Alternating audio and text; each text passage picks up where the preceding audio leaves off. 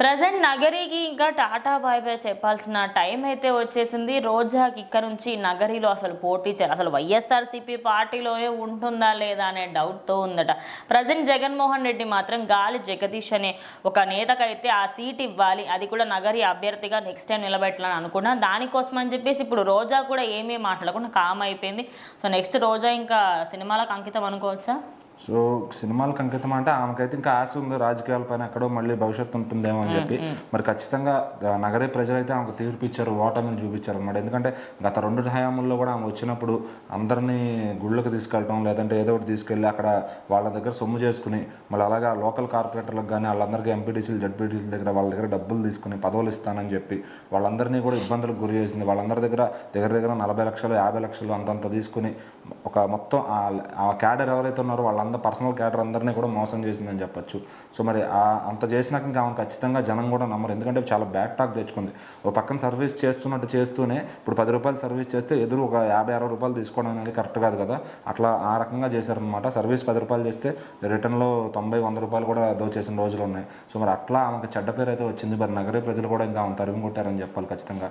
ఇప్పుడైతే ఆమెను తీసేసి వేరే అతన్ని పెట్టే ఆలోచనలో ఉన్నారు. అతని పేరు గాలి జగదీష్ అని చెప్పి, అతను అదే నగరీలో ఉన్న టీడీపీ ఇన్ఛార్జికి తమ్ముడు అని చెప్పి కూడా తెలుస్తుంది. సో మరి అతన్ని అయితే ఇప్పుడు ఈ పార్టీలో ఉన్నట్టున్నాడు. ఐ థింక్ సో అతన్ని ఇన్ఛార్జ్ చేసే అవకాశం అయితే కనపడుతుంది అనమాట. ఎందుకంటే ఇంకా రోజా గారి మీద నమ్మకం అనేది పోయింది. ఒక్కసారి ఓడిపోయారంటే పార్టీలో ఇంకా ఆవిడ ఎంత చేసినా ఎంత అరిసినా కూడా మళ్ళీ కనికరించారు ఖచ్చితంగా. సో మరి ఇప్పుడు ఆమెను తొలగించి అతన్ని అయితే పెట్టుకునే ప్లాన్లో అయితే ఉన్నారంట. ఎందుకంటే ఒక మొత్తం నియోజకవర్గానికి ఇన్ఛార్జ్ చేసినప్పుడు ఆ నెక్స్ట్ టైం ఎమ్మెల్యే సీట్ కూడా ఇచ్చే ఛాన్స్ ఉంటుంది. సో అక్కడ ఈ ఇన్ఛార్జ్గా ఒక 3-4 ఏళ్ళు కష్టపడి అతను ఎవరైతే ప్రూవ్ చేసుకుంటారో వాళ్ళకి ఖచ్చితంగా ఎమ్మెల్యే సీట్ ఉంటుంది. సో మరి పార్టీకి అయితే స్ట్రాంగ్ బజ్ ఉంది, కానీ ఇక్కడ క్యాండిడేట్కి లేదు. కాబట్టి కేవలం ఓడిపోవడానికి మరి చాలా మందిని అయితే ప్లేసెస్ మార్చారు, మరి రోజా గారిని మార్చలేదు, ఎందుకంటే ఆవిడకి అక్కడ ఉన్న బలం కాబట్టి. సో అలా ఆ స్ట్రెంత్ ఆమె పోగొట్టుకుందనే చెప్పాలి ఖచ్చితంగా. సో మరి ఇప్పుడు వైసీపీ అక్కడ మళ్ళీ చిగురించాలి అంటే ఖచ్చితంగా క్యాండిడేట్ని మార్చే పరిస్థితి టైం కూడా వచ్చింది. అది జగన్ గారు ఈసారి చక్కగా అందరినీ అన్ని ఏరియాల్లో మారుస్తున్నారు ఖచ్చితంగా.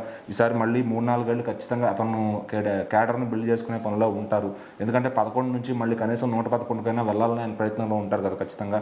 సో మరి నెక్స్ట్ టైం వచ్చేసరికి అందరినీ కూడా మార్చేసి కొత్త వైసీపీని మళ్ళీ పునర్నిర్మించుకోవాలని ఆయన చూస్తున్నారు. సో మరి ఫస్ట్ ఇలాంటి రోజా లాంటి ఒక కలుపు మొక్కలను పీకేస్తే మరి ఆయనకి ఏమన్నా కొంచెం బెనిఫిట్ అయితే ఉంటుంది. సో మరి వీళ్ళే సగం మైనస్, ఎందుకంటే వీళ్ళు గొంతేసుకుని అరవడం కానీ చేయడం కానీ బూతులు తిట్టడం కానీ ఒక ఆడమని కూడా మర్చిపోయి అవతల వాళ్ళందరినీ కూడా తిడుతూ, సో ఈమెను కూడా ఉన్నంతకాలం అంటే చూసున్నంతకాలం వాడుకున్న తర్వాత వదిలేశారంటారు కదా. సో ఈమెను కూడా అట్లాగే జరిగింది. సో జనం కూడా ఇంకా ఆటోమేటిక్గా మర్చిపోయారు కాబట్టి సో నెక్స్ట్ ఖచ్చితంగా క్యాండిడేట్ని మారిస్తే ఏదన్నా ఇంప్రూవ్మెంట్ ఉంటుందని హైకమాండ్ అయితే భావిస్తుంది.